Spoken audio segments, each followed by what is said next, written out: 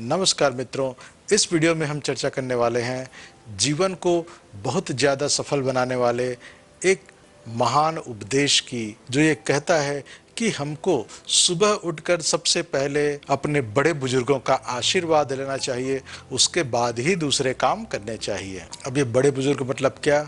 घर में जो भी हमसे बड़े हों, जैसे कि हमारे माता पिता या भाई बहन, दादा दादी, चाचा चाची इत्यादि जितने लोग, जो भी हमारे घर में बड़े लोग उपलब्ध हैं, सुबह उठकर सबसे पहले हमको दोनों हाथों को जोड़कर और झुक करके, चरण छू करके जरूर नमस्ते करना चाहिए, प्रणाम करना चाहिए। अब इससे होता क्या है?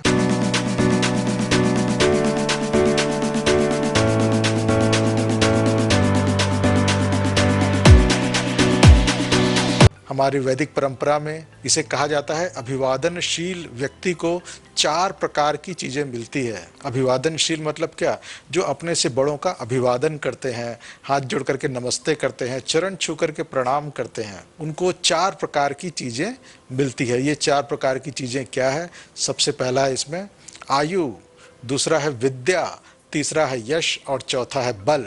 अब ये किस प्रकार से मिलता है? अब यहाँ 4 प्रकार के लोगों की इस प्रकार से अभिवादन करने की बात यहाँ पर की गई है। सबसे पहले आता है माता का आशीर्वाद सबसे पहले लेना चाहिए, क्योंकि जितना अधिक त्याग बलिदान अपने बच्चे के लिए माँ करती है, उस लेवल का त्याग बलिदान और उस लेवल की भलाई सोचना और दूसरा कोई भी व्यक्ति नहीं कर सकता। इसलिए सबसे पहले प्रणाम की अधिकारिणी माता ही होती है। जब भी आप माँ को प्रणाम करेंगे तो आपको बहुत अधिक अंदर से आत्मिक बल की अनुभूति होगी, शारीरिक बल की अनुभूति होगी। उसके बाद दूसरे नंबर पे आते हैं पिता। पिता को प्रणाम करना है। पिता को जब प्रणाम करते हैं तो फिर हमको मिलता है यश। यश यानी कीर्ति या हमारा फेमस होना। जो व्यक्ति अपने पिता को रोज प्रणाम करते हैं, उसका नाम सभी लोग बड़े ही पॉजिटिव तरीके से, अच्छे भाव से और बड़ी इज्जत के साथ लेते हैं। इस चीज़ को मैंने भी महसूस किया। श्री रामचंद्र जी के बारे में कहा जाता है कि वे जब भी घर में रहते थे तो वे सुबह उठकर के सबसे पहले अपनी माता को प्रणाम करते थे, फिर अपने पिता को प्रणाम करते थे। अब तीसरे नंबर पे अधिकारी कौन है? तीसरे नंबर पे अधिकारी हैं गुरुजन, जो हमको ज्ञान देते हैं, शिक्षा देते हैं। तो इस प्रकार के व्यक्ति जिनको हम गुरु कहते हैं, जिनसे हम कुछ सीखते हैं, ऐसे व्यक्ति को भी जरूर प्रणाम करना चाहिए, पाँव छू करके प्रणाम करना चाहिए। गुरु को प्रणाम करने से हमारे अंदर विद्या बढ़ती है, हमारी समझ बढ़ती है और हम ज्ञान के क्षेत्र में बहुत आगे तक बढ़ते चले जाते हैं, क्योंकि गुरु के माध्यम से ही हमको शिक्षा मिलती है। और जब गुरु देखता है कि कितना विनम्र शिष्य है, तो वो फिर अपना जो बेस्ट ज्ञान उसके अंदर जो होता है, उसको वो अपने उस शिष्य को पूरी तरीके से लुटा देता है, उसको पढ़ा देता है और अल्टीमेटली वह शिष्य बहुत अधिक सफल होता है। वैसे ही चौथे नंबर पर बारी आती है अभिवादन की। वो है जो भी बड़े बुजुर्ग हैं घर में, वो सभी इसके हकदार हैं। चाहे वो आपके बड़े भाई बहन हो सकते हैं, दादा दादी हो सकते हैं। उनको प्रणाम करेंगे तो हमको आशीर्वाद क्या मिलता है? उससे आशीर्वाद मिलता है जीते रहो, यानी कि आयु मिलता है। हम जितना अधिक अपने बड़े बुजुर्गों को प्रणाम करते हैं, उतना ही हमको जीते रहो का आशीर्वाद मिलता है या आयुष्मान भव का आशीर्वाद मिलता है। इससे हमारी आयु बढ़ती है, स्वास्थ्य बढ़ता है। तो मित्रों, अगर हम जीवन में ये 4 चीज चाहते हैं, आयु, विद्या, यश और बल, जो कि हर एक व्यक्ति को चाहिए, तो हमको जरूर अभिवादनशील होना पड़ेगा। अपने माता को प्रणाम करना होगा, पिता को प्रणाम करना होगा और गुरुजन जो है उनको प्रणाम करना होगा और जो भी बड़े बुजुर्ग हैं उनको प्रणाम करना होगा। अब ये हम प्रणाम कितनी बार करें? क्या दिन भर करते रहें? नहीं, ये सिर्फ 2 बार अवश्य करना चाहिए। इसके बारे में बताया गया है। सबसे पहला है प्रातः उठते ही, सुबह उठते ही सबसे पहला काम जो हमको करना चाहिए, अपने सभी जो भी बड़े लोग हैं उनका आशीर्वाद लेना। जो माता से शुरू करें, फिर पिता, फिर और भी जो बड़े लोग हैं उनका, और अगर हम विद्यालय जाते हैं तो फिर गुरुजनों का भी आशीर्वाद लेना चाहिए। इस प्रकार से हम अपने जीवन को बहुत अधिक उन्नति तक लेकर के जाएंगे। वैसे ही दूसरा जो समय बताया गया है सबसे अच्छा, वो होता है रात को सोते समय।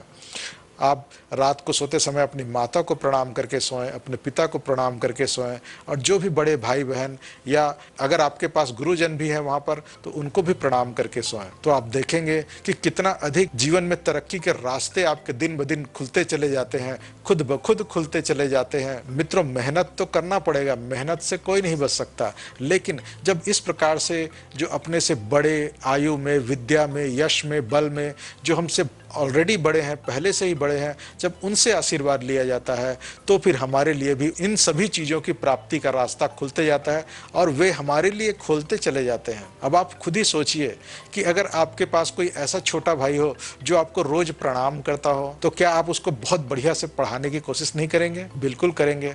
या सोचिए, अगर आप माता या पिता हैं और आपका कोई बच्चा रोज आपको प्रणाम करता है तो आप उसकी भलाई के लिए कितना और अधिक सोचेंगे। एक सामान्य बच्चा जो कि प्रणाम नहीं करता, सामान्य तरीके से व्यवहार करता है, झगड़ा कर लेता है, और जो भी एक सामान्य बच्चा होता है वो, और एक ऐसा बच्चा जो रोज प्रणाम करता है सुबह उठ करके और रात को सोते समय, सोचिए कितने मन में अधिक आशीर्वाद की वर्षा आप बच्चे के लिए करेंगे। इतना अच्छा मेरा बच्चा है, इसे मेरी उम्र लग जाए, इसे मैं सारा नॉलेज दे दूं, इसको मैं सारे पैसे लुटा दूं, इत्यादि फीलिंग और अधिक मात्रा में अपने इस प्रकार के शिष्य या बच्चे या छोटे भाई बहन पर आती है। और जिसके कारण इस प्रकार के जो अनुशासित बच्चा है, अभिवादनशील बच्चा है, उसकी राह में कोई भी रोड़ा आता है तो उसके जो बड़े बुजुर्ग, माता पिता, भाई बहन और गुरुजन भी, सभी लोग, जिसके नॉलेज में आया कि ये बच्चा थोड़ी सी समस्या में है, तो सभी लोग मिल करके आपको उस समस्या से भी उबार सकते हैं। तो मित्रों, तो ये हमारे जीवन को उन्नत बनाने के एक महत्वपूर्ण फार्मूले में से एक है। अगर आप भी चाहते हैं कि आपका जीवन बहुत अधिक उन्नति को प्राप्त हो तो आपको भी इन 4 लोगों को प्रातः उठ करके और रात को सोते समय जरूर हाथ जोड़ करके प्रणाम करें, चरण छू करके प्रणाम करें और उनसे आशीर्वाद लें। अगर आप माता, पिता और जो घर में बड़े बुजुर्ग हैं उन सभी को प्रणाम करके अगर सोने वाले हैं तो फिर कमेंट बॉक्स में लिख दीजिए कि मैं अपनी माता, पिता और जो घर में बड़े हैं या गुरुजन हैं उनको प्रतिदिन प्रणाम करूंगा। अगर आप इस पर अमल करना शुरू कर देते हैं तो आपकी तरक्की आज से ही 10 गुनी स्पीड से आगे बढ़ना शुरू हो जाएगा। तो मिलते हैं अगले वीडियो में, तब तक के लिए नमस्ते।